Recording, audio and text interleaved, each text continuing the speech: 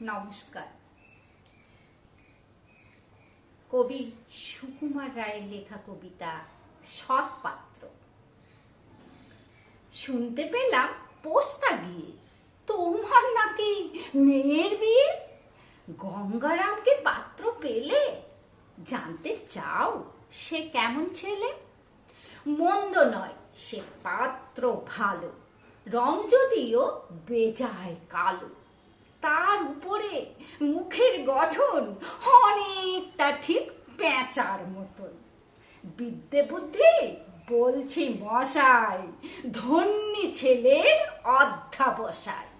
19টি বার ম্যাট্রিকে সে ঘায়েল হয়ে থামলো শেষে। বিষয় আশয় গরিব বেজায়, কষ্টে শিষ্টে দিন চলে যায়।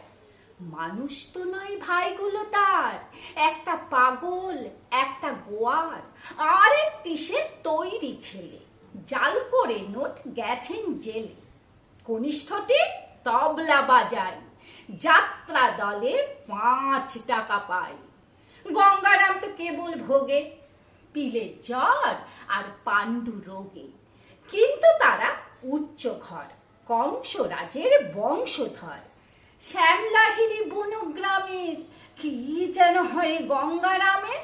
যা হোক, একটা পাত্র পেলে এমন কি আর মন্দ ছেলে।